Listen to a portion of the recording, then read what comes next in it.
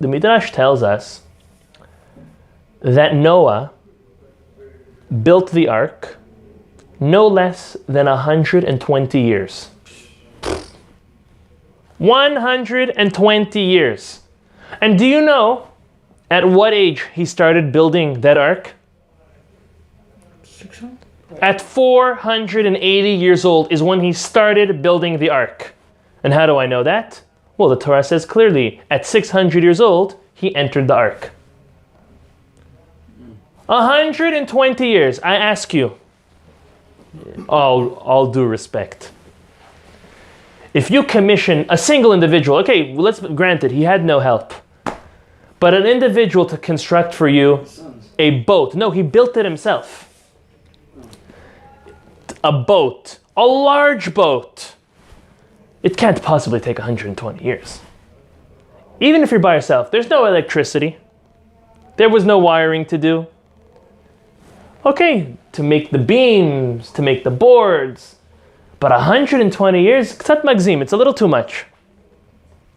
So look what the Midrash tells us.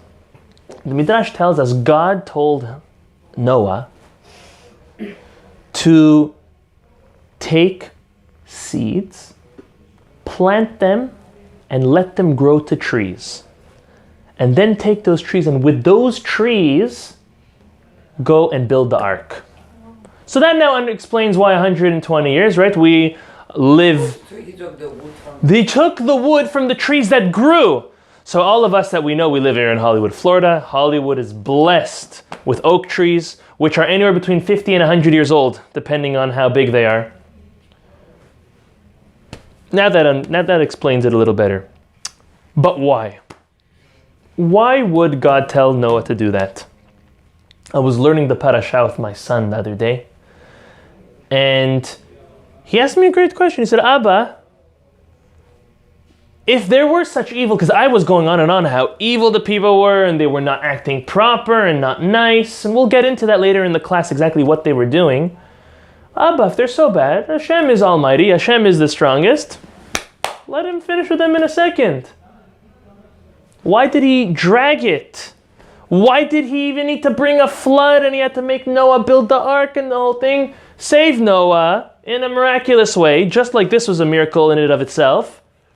And what's this whole story? So the answer to both of these questions is one of the same. And that is, God wanted the world, the evil individuals, to see Noah plant seeds. So for all intents and purposes, Noah was in the real estate business. And all of a sudden, Noah became a farmer. He went and he purchased the seeds to plant trees, and everyone was talking about it. That's exactly what God wanted. Everyone was talking, did you know Noah, the real estate tycoon, the righteous individual, he's the only one who conducts business straight? He now became a farmer. Oh, a farmer? Really? Why? Did you hear his crazy story? He thinks God's gonna send a flood soon. Ah, he's cuckoo, he's crazy. A couple years later, did you hear? You remember Noah, who was the real estate guy? Oh yeah, now he became a farmer, and now he's into the tree business. He's, what's the word? Construction. No, he's a woodcutter. He's a woodcutter first. And then a couple years later, he became a carpenter. And then he became a boat manufacturer. And God wanted the people to see what Noah was doing, to ask, in order that they get a warning. And as I explained my son, God's last resort was to destroy the world and to wipe it clean. He wanted to give them a chance and another chance, another chance, 120 years of chance. But what can we do when a human being is stubborn? A human being is stubborn. There's nothing you can do. But God tried. The interesting part of the Midrash is the way it ends. The Midrash says that when they would approach Noah and tell him, Noah, what are you doing? He would answer back and say, God, in X amount of time, is going to bring a flood. Better your ways. It's because the world's evil. They would answer him back, no.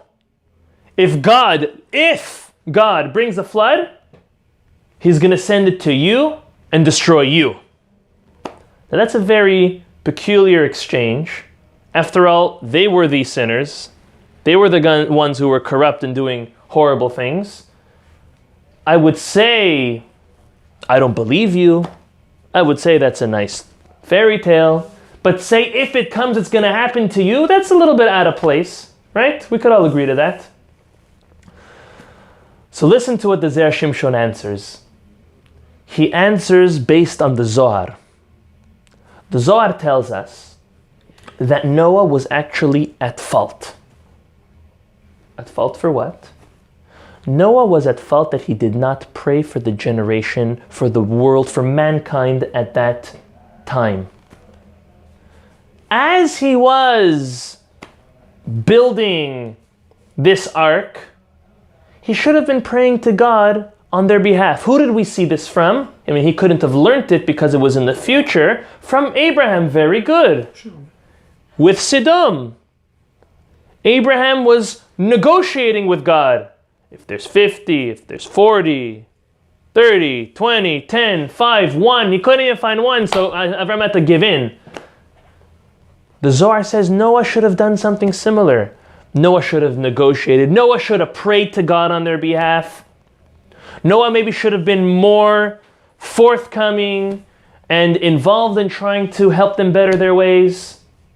And because of such, when the Nevi'im refer to the flood, this worldwide flood, they refer to the flood of Noah. Ki mei Noach zot li. For this is to me the waters of Noah. What are you calling it the waters of Noah? It should be the waters of death, the waters of corruption, the waters of the world, the waters of evil. The waters of Noah? Noah was the righteous one. No. The Zohar says, even though he was saved and he had merit to be saved, his dismerit was that he did not pray for the world population. And to this, the neighbors, the evil neighbors, answer back to Noah. They felt it. What, do you think you're better than us? Alone? If God brings it, he'll bring it on you. And this is what the Zera Shimshon says, the Midrash means. You can't be selfish. You have to be there for them all. And then the Zera Shimshon brings a couple different, and bear with me because it might be a little bit of a tangent, but it's very interesting. He brings different examples in different stories in the Tanakh, so soon see with Esther and Mordechai, and then different examples even in the Talmud of a similar concept. The first example the Zera Shimshon brings is that of Mordechai and Esther. Mordechai approaches Esther and says, Esther, you need to come forth to the king and you need to beseech him on behalf of your Jewish brothers and sisters to repeal the horrible decree of Haman. And Esther at first, she wasn't so forthcoming. She knew, like anybody, if you come unannounced to a king, as we say, hayav mita, it's over. You will not survive. Then Mordechai tells her, this is what God put you in this position for. You are a gifted individual. You were placed in this palace for this purpose, for this reason. He said, it's worth it to sacrifice yourself, whether it would be physically, partially, completely, on behalf of the Jewish nation. You need to try. And so she did, and we know the end of the story, the successful meeting, and the success of her actually making Achashverosh get rid of Haman and his decree. This is one example he gives down. Another example he brings is the Talmud in Masechet Ta'anit that tells us that when others are suffering, It says the tzibur. The tzibur could be a group of people, it could be a community. When others are suffering, one is not allowed to say, it's okay, I have what I have, I'm good, I'm fine. Because the Talmud says one day the tables will turn, as it always does, and when others will come to help you or to console you, God forbid, in your own loss, you won't be consoled. You'll feel this void. And again, the idea is you cannot separate yourself from others in that you think you're fine for yourself. I got an ark for me. The ark's going to save me. I'm doing what God told me to do. No. You need to be there for others at the same time. It's the concept of noseh be'ol havero, holding and helping and being part of, feeling the burden of others. To this, I'll add, even though the Zera Shimshon doesn't add this, but to this I'll add, there was a prohibition God gave to Noah and his family while being in the ark. Just before the prohibition, let me just give you an example of what the ark looked like and a day-to-day in the ark. The bottom level, it was 3 floors. The bottom level was for food and waste, food and garbage. The middle level was all the animals, and they each had their own little cubicle. And the top floor was for Noah and his family, who traveled on this trip. Noah, his wife, 3 children, and 3 wives. Total of 8 human beings. No, meaning 3 children, and each of them their wives. So 4 men, Noah's 3 sons, his wife, and 3 daughter-in-laws. Okay? So 8 individuals. And all day long, all of them were working very hard, all day, all night. When this one needed to eat, next one needed to eat, and then the next one, and the next one, animal, back to back, to the point where one time the Midrash tells us Noah, working very hard, he was bitten, he was late for the lion's meal, and while he was serving the lion attacked his leg, and from then on, he limped. How old was Noah when he passed away? Does anyone know? 950 years old. 950 years old. So make a math. Noah was in the ark for 1 year exactly. So 350 to 349 years, he limped for the rest of his life because of that account. It was a very serious thing. So they were working very, very hard. Now God gave them a prohibition. He told them, while in the ark, no marital relations were permitted at all. Interesting prohibition. What's so hard? The same way like they made cubicles on floor 2, on floor 3, make cubicles so everything's private and modest. I understand.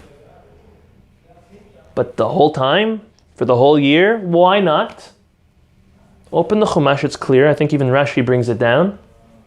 If the world is suffering, person cannot have that type of enjoyment. The whole world is coming to destruction. Mankind, all animals besides for the ones that are in there, whether they deserved it or not, are suffering a mass destruction. That's not proper for that time. No marital relations the whole time in the ark. The idea of feeling the pain of others, the idea of praying for others, the idea of not saying, I'm okay, let the others be. It's a very serious concept. Let's go more. He brings another example. Well, we know Ham, he transgressed that prohibition and he was cursed because of it. Let's move forward. He gives another example. This is the famous Gemara in Masechet Makot. I'll tell you what the Gemara says. I'll give you a background as well. When the Jews entered the land of Israel, God tells Moses to separate for yourself 3 designated refugee cities, which would be primarily occupied by Levi'im, and they would be 3 on the right side of the Jordan and 3 on the left side of the Jordan in Eretz Yisrael. And what were the purpose for these refugee cities? They were called Ir Miklat. if an individual inadvertently killed another one, they would come to Din, to Bet Din, to see if it was really by mistake or not. And if it was by mistake, he had to go and live in that city. Why, you may ask? Because if not, for his negligence of whatever he possibly could have been doing, however, he did take another's life, even by mistake, the Torah says that the family members, the immediate family members of the deceased, is allowed to kill the person who killed inadvertently. The only way out would be to go and live in the refugee city. Okay, so I'll just give you an example, just to make it for those of us who are not familiar with it. Let's say Reuven is chopping wood. And while he's chopping, his axe slips out of his hand or cracks. Or if he's on a ladder and the ladder falls or he falls, and one of the above falls on an individual, Shimon passing by, and Shimon dies. Right away, Reuven has to go to the court, and Bet Din decides, do they know each other? Was it a mistake or a real mistake? Did one owe each other any money? Did they ever have any harsh words? Could it have been planned? It was deemed to not have been planned, and he was really, really an inadvertent, however negligent, manslaughter.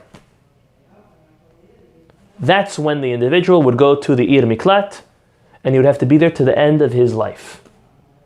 Except for one small exception. If the Kohen Gadol dies while he's in the refugee city, he was able to leave. Interesting. So the Gemara asks, what does the Kohen Gadol have to do with anything? The Kohen Gadol is in Yerushalayim Ir HaKodesh. He's in the temple. He's working all day, every day. Why does it depend on his death for all of these inadvertent murderers to be freed or not? To the point where the Talmud says the mother of the Kohen Gadol, the mother of the most important person of the Jewish people in that time, would go from city to city serving them meals, serving all of the refugees meals. Why? In order that they don't pray that her son, the Kohen Gadol, dies. Because what would they want? They want to go home to their families. They want to be free. They're in jail. They got to be in this city. So what would they be doing? I want him to die. I want him to die. I want him to die. So what did the mother do? The mother appeased them. Don't pray against my son.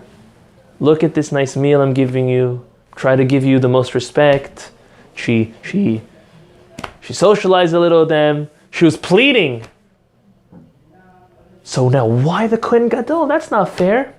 The Talmud tells us, if the Kohen Gadol would have prayed harder, that there should be no mistakes, inadvertent manslaughters in the whole land of Israel, it wouldn't have happened.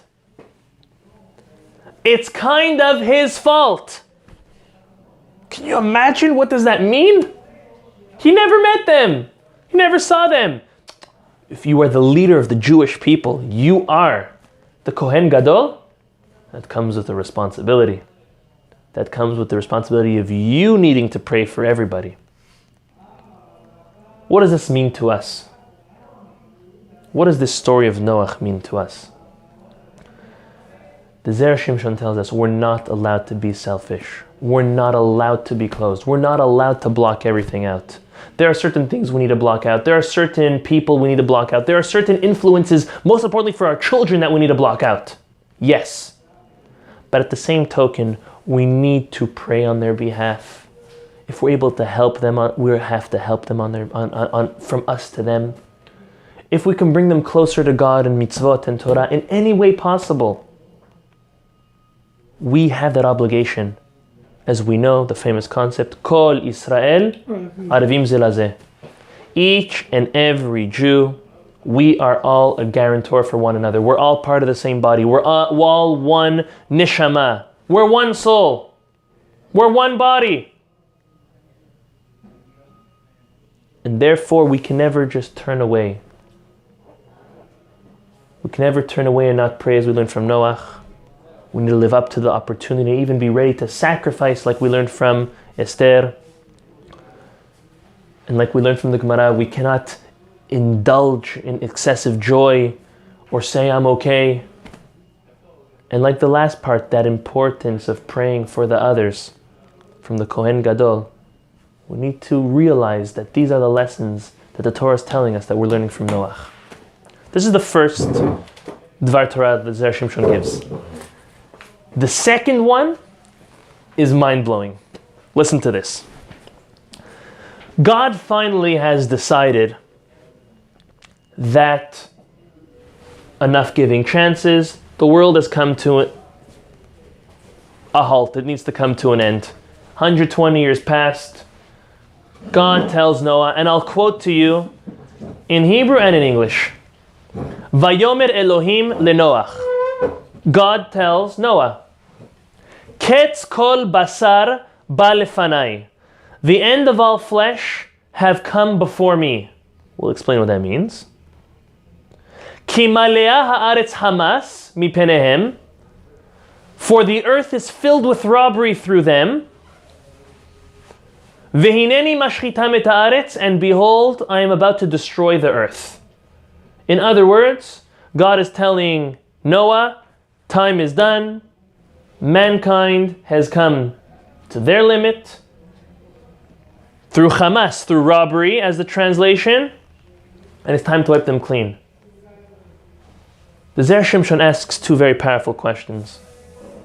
He says, since when does God refer to human beings as basar? Right? Great question, right? Gila. Flesh. Have you ever referred to another human being as flesh? Never. Never. Mr., Mrs., man, human, something, Adam, something. What basar? That's his first question. His second question was, what's the reason that they had to be destroyed? He says, Rashi, right over here on this same couple psukim, tells us two different reasons. He says the same reason of Hamas, which means robbery, which will explain exactly what that means. But then he also says, because of promiscuity, because of immoral actions that they were doing. And the Zera Shimshon asks, which one is it? It's not like Rashi says this one and this one. One time he tells us it's robbery, and one time he tells us it's promiscuity. Which one of the two was it? So what does the robbery mean? Hamas is a very interesting type, we've spoken about this before, of robbery. It's kind of like a forced sale. It means that you come over to somebody and you threaten them, pull a weapon to them, and you tell him, you're going to sell me your car for $100. My car is worth $100,000. I'm not giving it to you for $100. You're going to give me your car for $100, right? No. You pull out your gun, point it at his head. You're going to give me your car, and you're going to sell me your car for $100. And then you throw him $100, you take his keys, and you drive off. Did you steal? No. I bought the car. That's stealing. That's a forced sale. And that's what they did. They were trying to do it and justify their actions. I didn't steal anything. I paid for my services. I paid for the item. So the question is, was it that? Or was it the immorality? This is what Zera Shimshon asks. So he answers with a different midrash. The midrash Yalkut Shimoni says that the people during the time before the flood were walking around unclothed. people would be walking around naked. What does that have to do with anything? That's all the Midrash says. What does that have to do with anything? So listen to what the Zera Shimshon says. Fascinating. He says that the human beings at that time, thievery and robbery was so bad that people were scared they'd be stopped while walking and their clothes off their back would be stolen. Now, it's not like nowadays that they had full closets full of different types of clothes. They had one clothing each. They were scared that their clothing would be stolen off their very back while walking in the streets. They decided to walk out naked. Everybody! Except for Noah, obviously. And then what did that promote? The Zera Shimshon says that promoted the immorality. After all, living in a society where everyone is dressed not dressed, basically, that would only promote sin. And therefore, the Zera Shimshon says it was both reasons. The source was the robbery, as the Pasuk says, Hamas, the forced sale. And then the derivative, the result, was immorality since no one was wearing clothes. And that's what he says, why the Pasuk says, Ketz kol basar. Everyone was just flesh. They wore no clothes. They knew it was wrong. They knew it promoted immorality. But they were just basar, they were flesh. They were not clothed. And to that, the Zera Shimshon says is the reason why the Torah uses that lashon, and that's why Rashi gives us both of those reasons, because it's both of them, one of them who led to the other, which I think is fascinating. And this is a very strong lesson to all of us as well. In life, we have to understand that there is a way to dress. We're not talking about covering or not covering, but even for occasions, there's a proper way to dress when you come to the synagogue. There's a proper way to be dressed at home. There's places we go where people are dressed properly, and there's places where we should not go when people are not dressed or acting properly. The way a person dresses is very important. We can't just say, well, everyone else is doing it. It preserves the holiness and the modesty of men and women alike. And to this I'll end with one of the most basic and famous questions of why would God decide to send a flood, and the flood would kill the animals but allow all water life to stay in existence. Either way, if living creatures beside for humans were all corrupted, then they should all die. Should have sent set it up all fire. The animals that weren't corrupt. That was the question. They were or weren't? They weren't. So then why did they die? So if all animals were corrupt, let all die, including fish. If the animals were not corrupt, so then don't let even the animals die. All the animals should have been in the ark. 120 years, you could build an ark that could fit all the animals, right? So listen to the answer. The answer the Talmud gives is that in truth, even the animals on land were corrupt. How so? They were not faithful. Lions were not only staying with lions. There was mixed marriages and assimilation amongst even different species, which is horrible. And where would they come up with such an idea? When you live in such a corrupt world, a sick world, even the animals pick up on it and start doing crazy things. What about the fish? The fish is a modest animal. Why? Because it's tzamui min ha'ayin. The Talmud says it is beneath the eye. It's away, it's hidden from the eye. When you put your head in the ocean, you can't see everything. You can only see a certain distance, a certain little area. That's why fish are the most populated species on the planet. Because they're able to procreate all the time. And they have the blessing, an everlasting blessing, because nobody ever sees. Everything is humble. Everything's hush-hush. Everything is modest. Everything is bitsniut. And the Talmud says right there, that's how come the miracle of the conception and the development of a baby, as a fetus into finally a baby, can take place. Because it's hidden. No one sees. No one knows. That's the only way it could happen. And therefore we can take this lesson very seriously. Take the lesson and understand that what they did wrong was twofold, tenfold, and it was very severe. Started off with robbery, ended off with not being dressed, which brought to immorality, corruption, and all horrible things.